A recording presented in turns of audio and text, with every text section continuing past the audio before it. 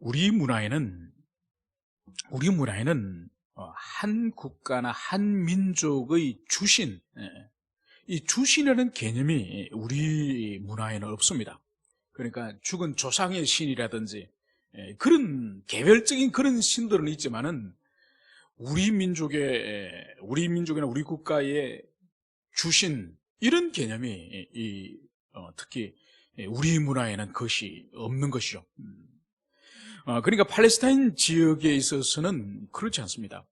그러니까 블레셋 민족의 그 민족과 나라의 주신, 다곤 같은 그런 신, 그리고 암몬 족속들의 그 주신, 모압의 주신, 그리고 아시리아의 주신, 바벨론의 주신, 그리고 이스라엘 백성들에게 있어서는 여호와.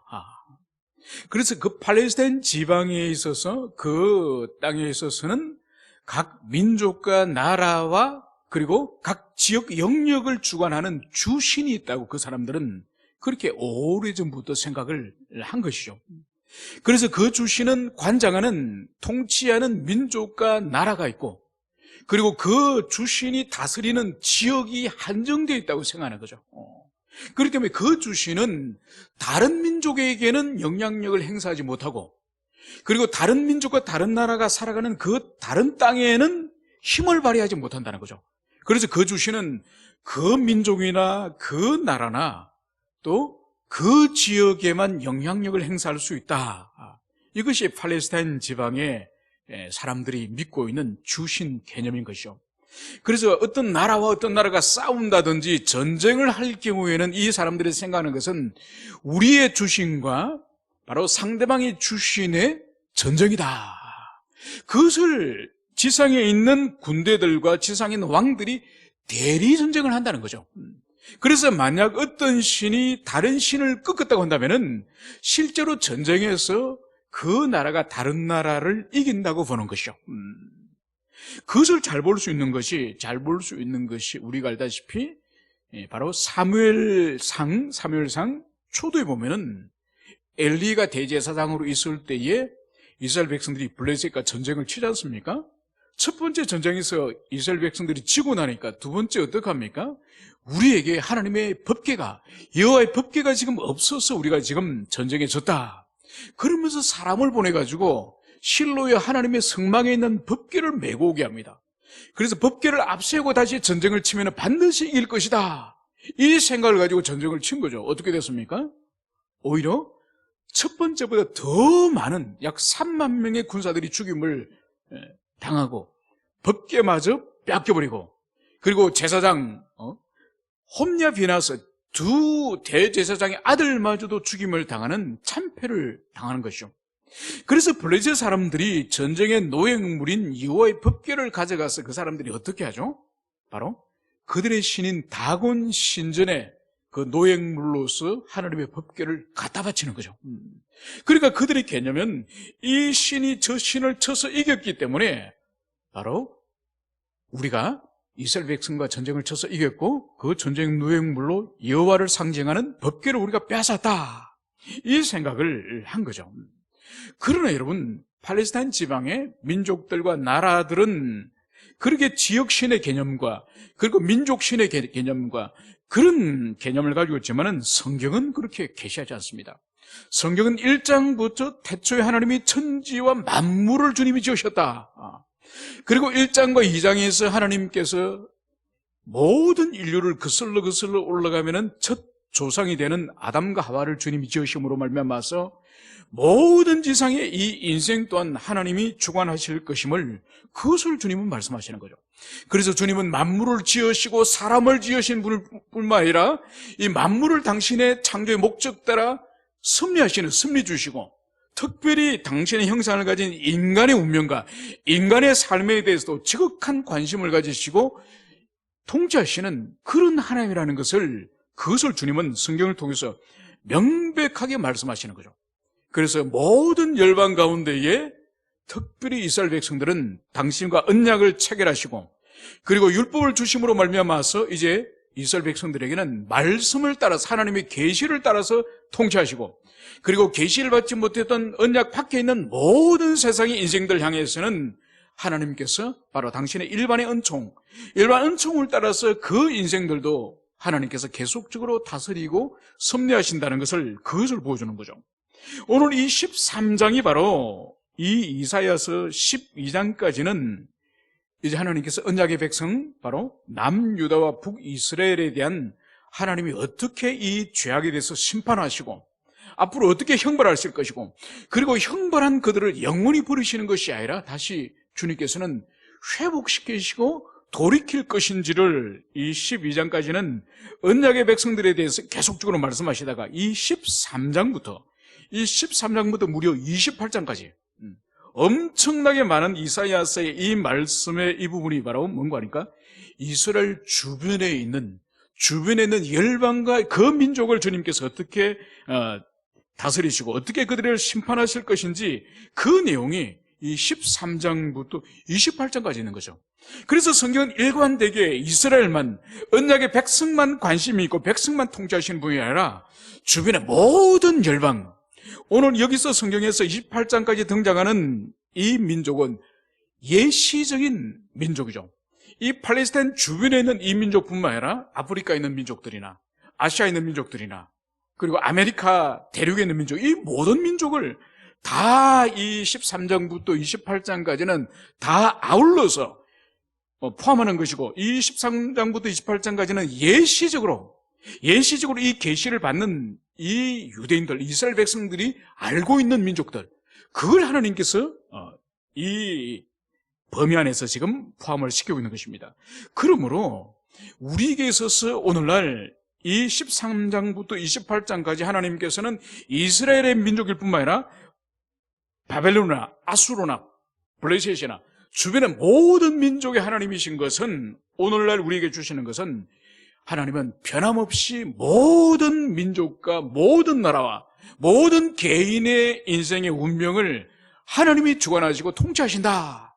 이것을 우리가 13장부터 28장까지를 우리가 묵상하시면서 계속적으로 생각을 해야 될 것입니다.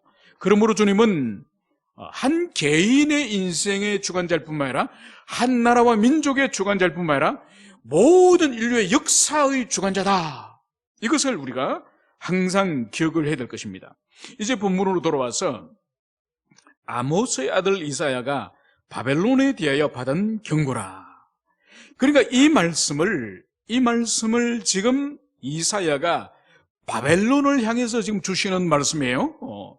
그러면 이 이사야가 지금 바벨론을 향해서 주실 때 지금 이 바벨론은 도대체 어떤 상태냐, 그것을 우리가 생각을 해볼 필요가 있죠. 여러분, 지금은 이사야서가 이제 우리가 이미 묵상했다시피 이 시기는 아수르라고 하는 제국이 전 세계를 지배하고 있는 그 팔레스타인 영역을 완전히 장악하고 다스리고 있는 그런 시기예요. 그래서 이 아수르 민족은 아주 거칠고 사납고 잔인한 그런 민족이에요. 그래서 북이스라엘 열 지파를 완전히 민족 전체를 들어가지고 이 아수르 제국의 다른 지역으로 다 뿔뿔이 다 흩어버립니다. 완전히 다시는 이들이 반란을 일으키거나 다시는 일어나지 못하도록 완전히 그 열 지파를 완전히 들어서 온 아수르 제국이 흩어버리죠. 그리고 그 빈 땅은 아수르 제국의 다른 민족을 이주해가지고 여기 살도록 하는 거죠. 그래서 이 아수르 민족은 역사 속에서도 아주 무자비한, 그래서 지금 역사 속에 남아있는 그 아수르 제국의 어떤 침략에 관한 역사적인 증거들을 보면은 바위라든지 이런데 그 암각으로 아수르 제국이 팔레스타인을 쳐들어와서 어떻게 사람을 학살했는지 그런 자료들이 있습니다. 그러니까 사람을 그냥 죽이지 않고 큰 장대에, 긴 장대에 끝을 뾰족하게 그렇게 창처럼 만들어가지고 사람의 배를 찔러가지고 그 장대를 높이 들어가지고, 그래서 높은 장대의 그 뾰족한 끝에 사람이 거기 달려 있습니다. 그러면 독수리나 새들이 와서 그 사람을 쪼아먹겠죠. 그렇게 사람을 죽이기도 하고, 또 바위에 새겨진 그런 부조를 보면은, 그러니까 이 민족이 다시는 일어나지 못하도록 하기 위해서는 용사만 죽이는 것이 아니라 제일 중요한 것이 후손을, 어린 자녀를 죽이게 되지 않습니까? 이 아수르 민족이 전쟁을 하면은 어린 자녀들도 무자비하게 죽이는데 어떻게 죽이는 거 하니까 큰 바위에 어린 아이 다리를 붙들고 거기에 머리를 맺혀가지고, 여기 이사야에서도 아이를 맺혀 죽인다는 표현이 나옵니다. 그래요. 그렇게 애 두 다리를 자고 두개골을 깨뜨리기 위해서 바위에 애를 쳐서 죽이는 그런 암과 벽화가 아직도 남아있을 정도입니다. 그 정도로 이 아수르 제국은 무지막지한, 무자비한 그런 민족이죠. 그렇기 때문에 하나님께서는 이 아수르 민족을 심판하시기 위해서 이 바벨론을 사용하시는, 바벨론. 그렇기 때문에 지금 이 시기에는 아수르가 그 팔레스타인 지역을 완전히 장악하고 통치하는 그런 시기고, 바벨론은 지금 겨우 씨앗에 불과한 아주 연약한 그런 상태예요. 그래서 오늘 여기서 우리 13장에 주어지는 이 말씀은 200년 후에 이루어질 말씀이에요. 그러니까 200년 후에 이루어질 말씀이라는 것을 염두에 두고 여러분들이 이 말씀을 들으시면 좋겠습니다. 너희는 민둥산 위에 기치를 세우고 소리를 높여 그들을 부르며 손을 흔들어 그들을 존귀한 자의 문에 들어가게 하라. 오늘 이제 너희는 이스라엘 말하는 거죠. 이스라엘로 하여금 민둥산에 기치를 세우고, 그러니까 나무가 있는 산이 아니라 헐벗은 거칠은 민둥산, 그 위에 큰 깃발을 꽂아라는 거예요. 여러분, 나무가 많은 그런 산에 깃발을 세우면 눈에 보이겠습니까? 보이지 않죠. 그런데 아무 나무가 없는 민둥산에 붉은 큰 깃발을 꽂으면 멀리서도 그 깃발이 다 보이겠죠. 그런데 이 깃발이 뭘까요? 그것은 바로 소리를 높여 그들을 부르며 손을 흔들어 그들을 존귀한 자의 문에 들어가게 하라. 바로 이것이 뭔가 하니까 이 바벨론을 멸망시키기 위하여 모든 민족들을, 군대를 모으는 그 깃발이에요. 그러니까 군대를 소집하는 그 깃발. 그래서 모든 민족이 어디서든지 지금 깃발을 바라보고 지금 바벨론을 향해서 전쟁을 하기 위한 군사를 지금 소집하고 모으고 있다는 것을, 그것을 알 수 있는 그런 깃발을 민둥산에 세웠음을, 그것을 보여주는 거죠. 그래서 이 바벨론의 정복에 대한 이 전쟁은 모든 민족이 함께 눈에 띄도록 명백한 하나님의 뜻임을, 그것을 볼 수 있는 것이 바로 민둥산에 깃발을 세워서 손을 흔들어서 그들을 불러 모아라, 이 표현을 여기서 하고 있는 거죠. 그러면서 이제 오늘 2절 말미에 보면은 그들을 존귀한 자의 문에 들어가게 하라. 이 소집한 군대, 이 징집한 이 많은 민족들로 이루어진 이 군대로 하여금 무엇을 하느냐? 바로 존귀한 자의 문에 들어가게 하라. 여러분, 이 본문에서 존귀한 자는 누구를 말할까요? 그것은 바로 바벨론의 왕궁을 말하는 거죠. 왕과 귀족들이 살고 있는 그 왕궁으로 이 군대들을 들어가게 함을, 그것을 말씀을 하고 있습니다. 그러면서 오늘 3절에서는 내가 거룩하게 구별한 자에게 명령하고 나의 위엄을 기뻐하는 용사들을 불러 나의 노여움을 전하게 하였느니라. 여러분, 오늘 이 전쟁, 이 바벨론 제국을 앞으로 멸망시키는 이 전쟁에서 주체를 분명히 오늘 3절에서는 내가, 여호와 하나님이 내가라고 말씀을 하고 있습니다. 여러분, 이것은 겉으로 볼 때는 200년 후에 이 바벨론 제국이 멸망하는 것은 메데 페르시아 연합 군대에 의해서 멸망을 합니다. 그런데 오늘 하나님께서는 내가, 하나님이 주체가 되셔서 나의 노여움을 전하게 하느니라.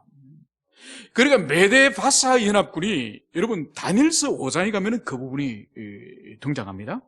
다니엘서 5장에 가면은 이 바벨론 제국을 세계 제국으로 만든 그 왕이 느부갓네살 왕이에요. 우리가 잘 알고 있지 않습니까? 이 느부갓네살 왕이 이 바벨론 제국을 이제 통하여서 예루살렘을 멸망시키고 거대한 제국을 이루지 않습니까? 그러니까 이 바벨론 제국은 100년도 못 갑니다. 아주 짧게 끝나고 마는 거죠. 그래서 다니엘서 5장에 가면은 거기 등장하는 벨사살 왕이라고 하는 인물이 다니엘서 5장에 나옵니다. 그 왕이 누군가 하니까 이 느부갓네살 왕의 손자예요. 그러니까 3대 만에 이 제국이 멸망을 하는데, 우리가 알다시피 그 다니엘서 5장에 그 사람들이 밖에는 지금 메데 페르시아의 군대가 지금 성을 포위해 있습니다. 성을 포위해 있는데도 이 바벨론의 이 왕과 신하들이 성을 포위해 있으면은 진지하게 전쟁에 대해서 응전을 하고 수비를 하고 그렇게 해야 되지 않습니까? 그런데 다니엘서 5장에 가면은 이 사람들이 연회를 베풀고 술을 마십니다. 여러분, 성 밖에 군사들이 있음에도 불구하고 술을 마시고 이 사람들이 나중에 술에 취하니까 무슨 짓을 하죠? 예전에 예루살렘을 공격할 때에 여호와라고 하는 신에게 바쳤던 제사를 드렸던 그 그릇을 가져가라. 그러면서 여호와 하나님께 성전에 제사 드렸던 그릇을 가져오기 위해서 그 그릇에 술을 퍼서 벨사살 왕과 신하들이 벌컥벌컥 마시지 않습니까? 그러면서 자신들의 신을 찬양을 하는 거죠. 그러니까 여호와 하나님은 조롱하듯이 성전에서 제사 드리는 거룩한 그릇을 술을 퍼마시면서 자기 신과 우상을 향해서는 찬양을 하는 이 짓을 벨사살 왕이 합니다. 그때 어떤 일이 벌어지죠? 바로 사람의 손이 갑자기 나타나면서 이 왕궁의 벽에 어떤 글을 쓰는 거죠. 어떤 글을. 그런데 그 글을 도무지 알 수 없는, 도무지 해석할 수 없는 그런 글을 어떤 나타난 손이 쓰게 되는 거죠. 그래서 그 글을 도무지 해석을 할 수 없어서 결국은 바로 왕의 어머니가 다니엘이 아마 그 글을 해석할 수 있을 것입니다. 그래서 다니엘을 불러서 그 글을 해석하게 하니까 메네메네 데겔 우바라신, 그 의미가 뭐죠? 왕은 하나님의 저울에 달렸는데 하나님께서 왕을 저울에 달았는데 왕으로서 함량 미달입니다. 오늘로서 왕의 운명은 끝나고 이 제국의 운명은 끝입니다.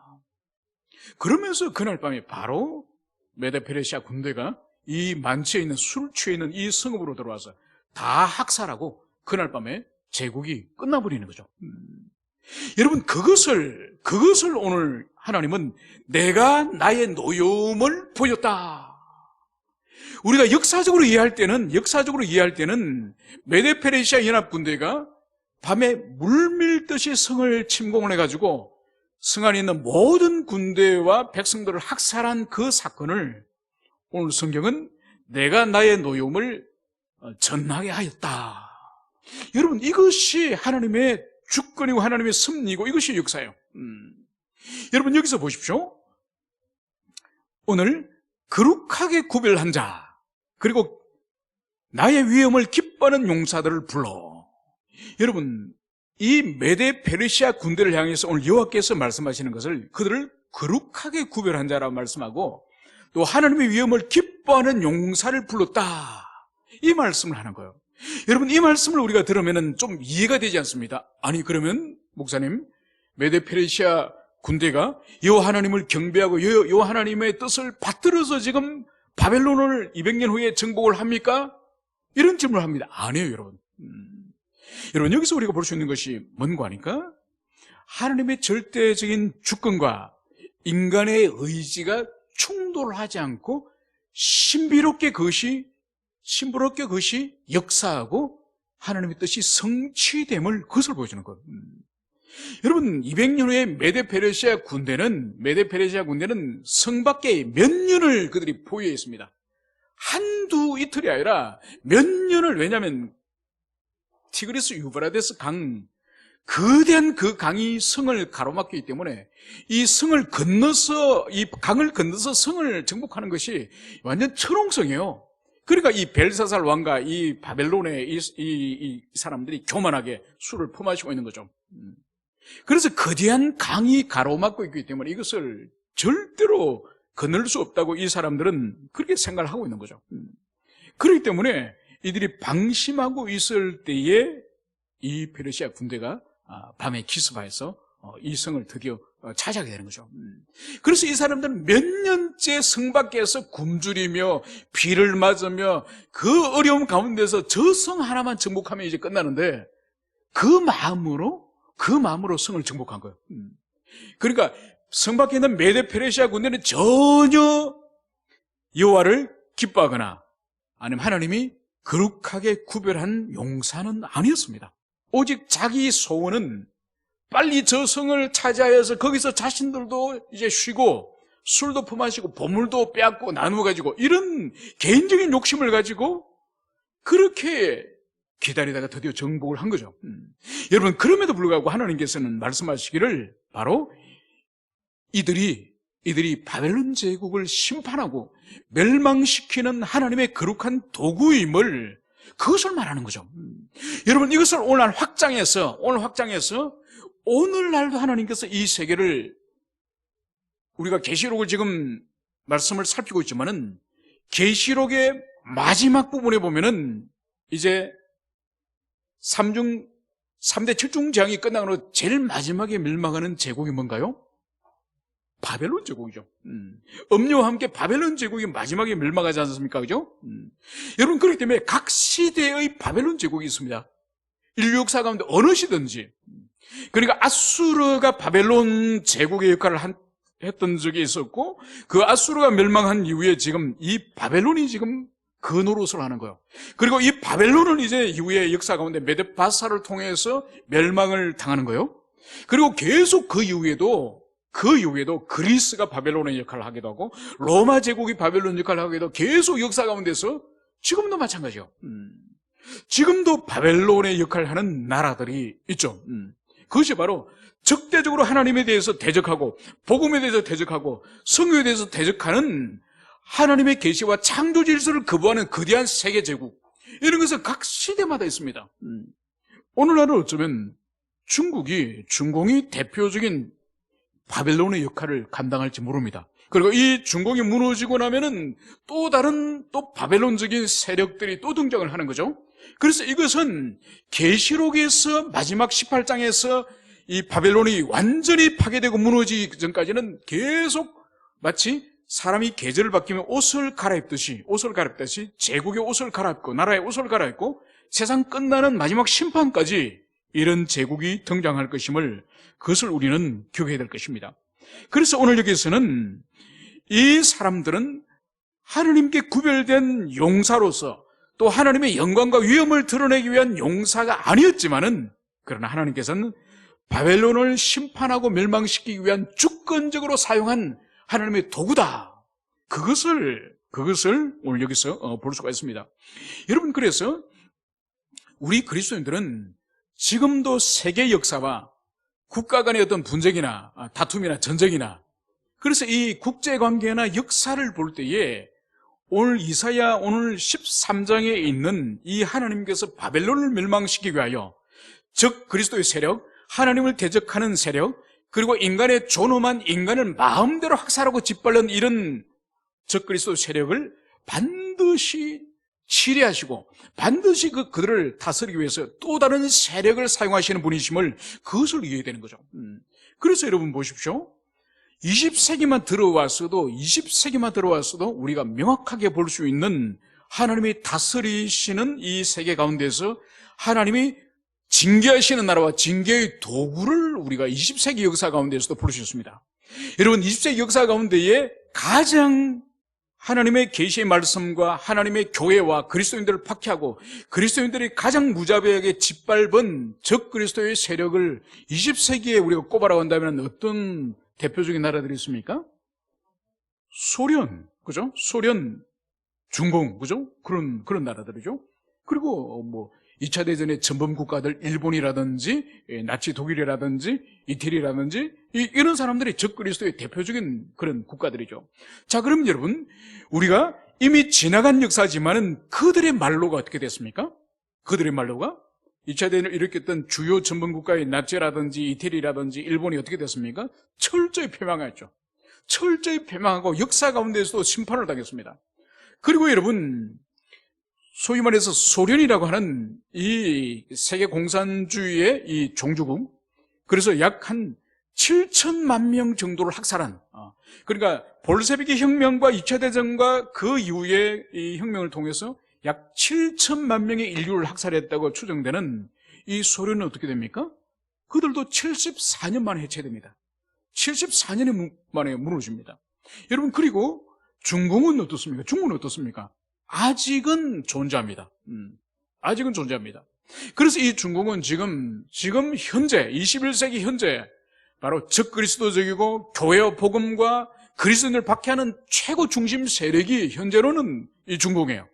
여러분, 그렇기 때문에 이 성경 계시에서 아수르를 주님이 어떻게 다루셨고, 바벨론을 어떻게 다루셨고, 이후에 페르시아를 어떻게 다루시고, 그리스를 어떻게 다루시고, 로마 제국을 어떻게 다루시고, 지나간 이 성경의 이 역사와 그리고 보편 인류의 역사를 통해서, 그리고 20세기 들어와서 그 전쟁을 일으키고 교회와 그리스도인과 인간의 존엄성을 짓밟았던 그 나라들이 하나님이 어떻게 다루셨는지를, 그 관점을 가지면 현재 기승을 부리고 있는, 현재 창궐하고 있는 이 중국의 세력 또한 하나님께서 어떻게 다루실 것인지, 그리고 그 세력에 빌붙어 있는 그런 주고 같은 그런 나라와 정권 또한 하나님이 어떻게 다루실 것인지, 그것은 명백하게 아는 거예요. 이거는 인류 역사가 계시록에서 마지막 종결되는 시점까지 계속적으로 그런 바로 바벨론 같은 그런 나라들이 나타나며, 거기에 또 연합되어 있는 그런 악한 그런 나라들과 그 정권들과 세력들이 세상 끝날 때까지 있는 거죠. 그러니까 이미 하나님께서는 이 구약 성경 계시를 통해서 그런 제국과 나라는 어떤 형벌과 심판을 받는지를 보여주었고, 그리고 인류 보편 역사, 2000년 보편 역사 동안도 이미 주님이 보여주신 거예요. 여러분, 그렇기 때문에 우리 그리스도인들은 이미 계시를 통해서 교회 역사를 통해 보여주셨기 때문에 우리는 어리석게 헛된 호기심과 헛된 마음을 가지고 분명히 성경을 통해서, 역사를 통해서 계시하셨던 이 진리를 우린 벗어나서 악한 자와 손을 잡거나 악한 자를 비호하거나 악한 자를 추종하는 것은 얼마나 하나님의 뜻에 어긋나는지 그것을 명백하게 여러분 겪게 됩니다. 여러분, 제가 여러 해 동안 교제했던 중국 지체가 한 분 있습니다. 이 지체는 한국에 와서 사역을 열심히 해요. 열심히. 한국어도 잘하고 중국어도 잘하고 하니까 통역 사역도 하고 이러는데, 이분하고 제가 얼마 전에 아주 마음 상한 일이 있어서 좀 다툼을, 언쟁을 좀 했었는데, 다른 것이 아니라 이분이 이런 말을 하는 거예요. 중국은 공산주의를 할 수밖에 없다. 해야 된다. 이분이 그리스도인이라니까요. 제가 알기로 아주 독실한, 중국 교회 가운데서도 독실한 그리스도인이에요. 그런데 저한테 중국은 15억이나 되는 이 많은 인구를 나라에서 효과적으로 정치를 하고 다스리고 경제를 하기 위해서는 대한민국처럼 이런 자유민주주의 체제로 안 된다. 공산주의를 꽉 통제를 해야 중국이라는 나라를 이끌어갈 수 있다. 그러면서 제가 참 말이 도무지 이해가 안 되는 게, 아니, 당신 그리스도인 아닙니까? 아니, 그리스도인이면서 어떻게 공산주의와 공생을 하고 공존하는 것이 가능합니까? 그런데 중국에 있는 많은 그리스도인들이 그렇게 생각하는 거야. 자신은 그리스도인이지만은 이 큰 나라를 통제하기 위해서는 공산주의라고 하는 이 강제적으로 인격을 통제하고 억압을 하는 이것이 함께 병행돼야 이 나라가 무너지지 않는다, 망하지 않는다. 여러분, 이것이 바로 중국 공산당이 기독교를 그렇게 설득하는 거야. 그러니까 너희들도 인정해 줄 테니, 기독교도 인정해 줄 테니 우리 공산주의와 함께 공존하는 이런 중국. 여러분, 이게 중국 사람들의 생각이에요. 물론 다 중국 모든 그리스도인이 다 그렇다고 저는 생각하지 않습니다. 많은 그리스도인, 특히 삼자교회에 있는 그런 지하교회 말로 삼자에 있는 교회 그리스도인들이, 많은 사람들이 중국 공산당식의 기독교. 여러분, 이거는 주님의 뜻이 아니에요. 이건 결코 옳지 않은 거죠. 그래서 여러분, 세상 끝날 때까지 반드시 이 바벨론의 세력과 그 세력에 연합되어 있는 나라들, 그 세력에 또 함께 연합되어 있는 또 다른 세력들, 여러분, 이것이 항상 공존하는 거죠. 그렇기 때문에 교회는 깨어서 그리스도 안에 있다 할지라도 그들이 악한 자들과 함께 공존하는 기독교인지, 악한 자와 연합하여서 또 다른 세상을 만들려고 하는 그런 기독교인지 명확하게 구별해야 되는 거죠. 우리는 성경이 우리에게 가르쳐주는 순결한 기독교, 순수한 기독교를 그것을 우리는 붙잡아야지, 악한 자와 함께 공존하고 타협하는 제3의 길, 여러분, 그것을 우리는 절대로 받아들일 수 없습니다. 여러분, 최근에 포괄적 차별금지법을 지금 국회에서 지금 강행하려고 하지 않습니까? 여러분, 얼마 전에 신문에 보니까 기독교 81개의 기관, 81개 선교기관, 각종 이런 기독교 기관이 성명서를 발표했는데, 우리는 차별금지법을 받아들인다. 복음과 성경과 하나님의 뜻에 전혀 문제가 되지 않는다. 여러분, 그 사람들은 이미 세속화된, 이미 복음과 세상의 물이 이미 섞여버린, 희석화되어버린 그런 교회 세력이죠. 여러분, 그런 사람들에게는 하나님의 은혜가 없습니다, 여러분. 어떻게 여러분, 차별금지법에 있는 그 독소들, 엄청난 그 독소들, 그거를 복음과 함께 먹고 마실 수가 있습니까? 그건 있을 수 없는 거죠. 오늘 이제 말씀을 정리하고자 합니다.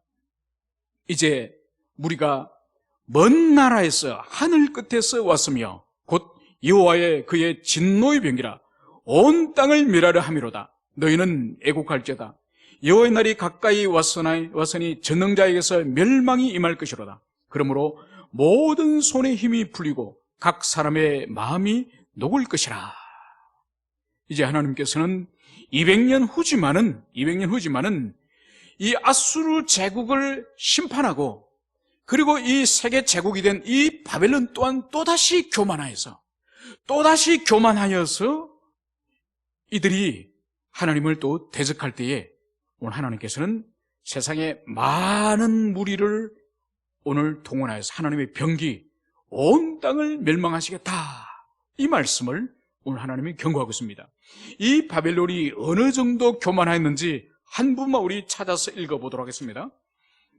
우리 14장, 오늘 우리 묵상 부분입니다. 14장 12절에서 14절 세 구절의 말씀을 우리 찾아서 읽겠습니다.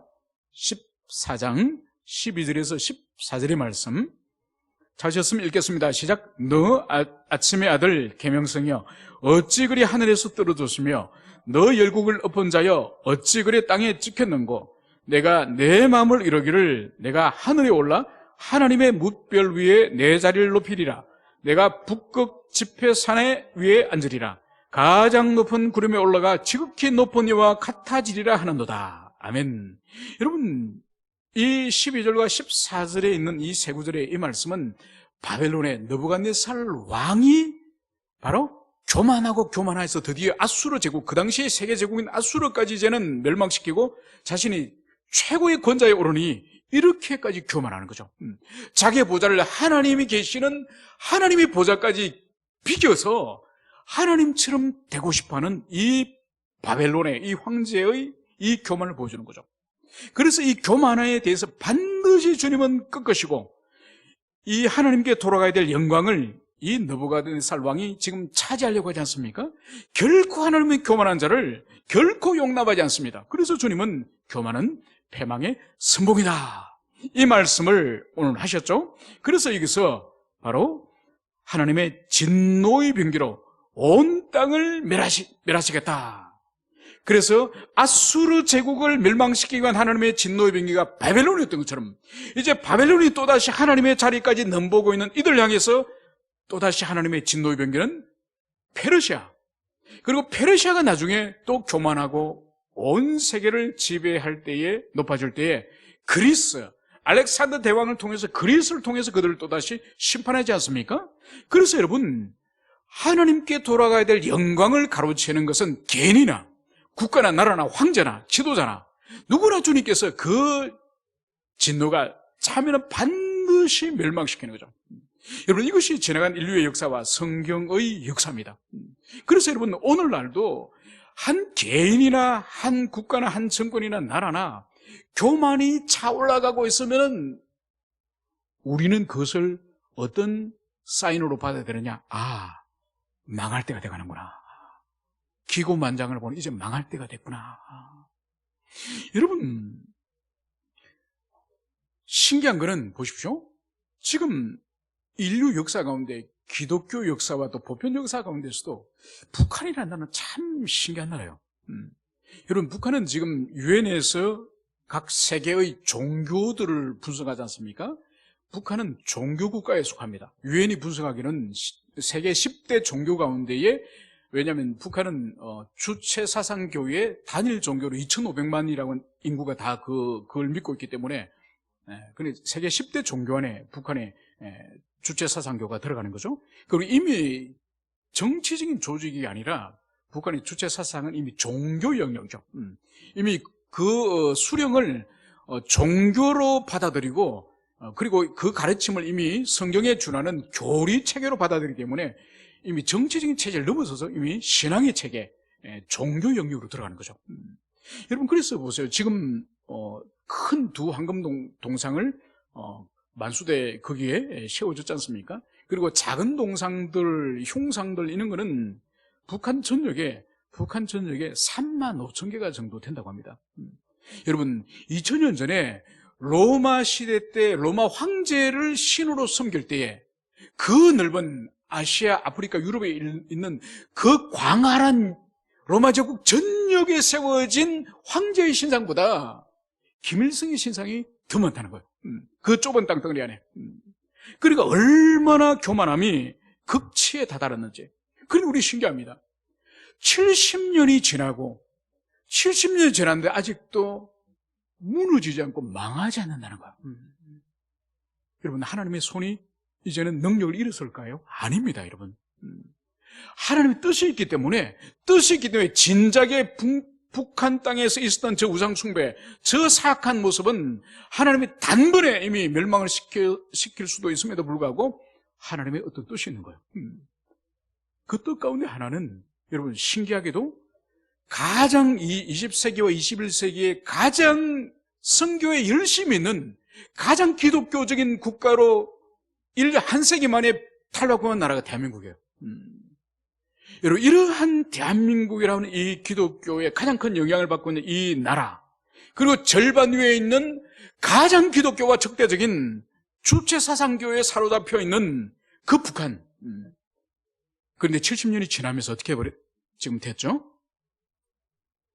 세계 선교를 꿈꾸고 가장 기독교가 강력한 나라라고 스스로 자부했던 이 한국교회가 이 주체사상교를 신봉하는 이 대한민국 수뇌부를 형성하는 나라가 됐다는 거예요. 여러분 지금 청와대로부터 해서 장관들 비롯하여 최고의 브레인들, 최고의 이 핵심적인 이 정치 지도자들의 이 사상은 주체사상 또는 공산주의의 확실한 신봉자들이에요. 이거는 국내 다 세계적으로도 지금 다 인정을 하고 있는 거죠. 여러분 신기하지 않습니까? 세계 선교를 꿈꾸고 가장 열정적인 기독교가 한국 교회에 있다고 그러고, 교회 규모로 볼 때는 세계 10개 대형 교회 가운데 7개 교회가 한국 교회인데, 가장 주체 사상을 신봉하는 사람들을 대통령을 비롯해서 국가 지도자로 세운 여러분 이 한국, 여러분 여기 하나님의 뜻이 있는 거예요. 여러분 여기 하나님의 뜻이기 때문에 여러분 바벨론이 아수르의 심판의 몽둥이로 사용되었고 메데바사가 또 바벨론의 심판의 몽둥이 됐던 것처럼 여러분 하나님께서 북한을 어떻게 사용할지 모릅니다. 어떻게 사용하여서 우리를 큰 징계의 도구로 사용할지 모르는 거예요. 우리가 깨어있지 않고 회복되지 않으면. 여러분 이것이 일관되게 성경에서 계속적으로 한 민족이 일어나면 또 다른 민족을 쳐서 사용하시고 이것이 여러분 하나님이 당신의 종들을 부르시고 그 종을 통해서 악인들을 쳐서 복종시키는 그런 방식이에요. 여러분 우리가 영적으로 이 세계사와 우리 역사를 분별하지 못하면은 드러난 역사만 가지고 판단하면은 여러분 절대로 안 됩니다. 그래서 오늘 마지막에 너희는 애곡할지어다 여호와의 날이 가까웠으니 전능자에서 멸망이 임할 것이미로다. 그러므로 모든 손의 힘이 풀리고 각 사람의 마음이 녹을 것이라. 이제 하나님께서 이 바벨론을 짓밟고 심판하시고 멸망시킬 그 날이 드디어 가까워져 오고 있다는 거죠. 그래서 너희는 통곡할지어다. 그러면서 모든 손의 힘이 풀리고 각 사람의 마음이 녹을 것이미로다. 이제 심판과 멸망 앞에 모든 사람의 이제 손의 힘이 풀려버리는 그 하나님의 심판 앞에서 누구도 저항할 수 없고 누구도 대적할 수 없고 그것을 막을 수 없는 무기력한 손에 맥이 풀려버리고 힘이 풀리는 그 날이 올 것이다. 그러면서 너희들이 애통하라. 이 말씀을 주님이 하셨습니다. 여러분 이 말씀이 꼭 바벨론에게만 임하겠습니까? 우리에게 오늘날 이 대한민국 한국교회는 임하지 않겠습니까? 여러분 우리도 교만해지고 회개하지 않고 우리가 참여하지 않으면 여러분, 바벨론이 오늘 이 군대를 몰아쳐서 이들을 멸망시킨 하나님의 손길이 우리에게도 그대로 임할 수 있습니다. 누구의 손을 빌어서 우리를 심판하시고 우리를 주님께 징계하시든지 간에. 그래서 우리가 이 말씀 앞에 우리가 애곡할지어다. 우리 자신의 죄와 우리 민족과 우리나라 우리 국민들의 이 죄, 하나님이 살아계신데도 하나님을 인정하지 않고 하나님의 계시의 말씀과 하나님의 이 진리를 주심에도 불구하고 많은 그리스도인과 교회가 그 포괄적 차별금지법을 수용하여서 복음과 이 세상의 정신을 물을 섞으려고 하는 이런 교회의 이 죄악을 우리 자신의 죄악인 것처럼 우리가 참여하며 우리가 엎드릴 때에 혹여나 하나님의 심판과 하나님의 징계를 우리가 모면할 수 있을지 모릅니다. 그러한 마음으로 우리가 이 이사야 말씀을 우리가 28장까지 주변의 열방을 하나님이 심판하시고 멸망하시는 그 사건을 통해서 하나님은 교회뿐만 아니라 열방을 심판하시고 다스리시는 하나님이시다. 이것을 우리 모두가 가슴에 새기시기를 축원합니다. 함께 기도하시겠습니다.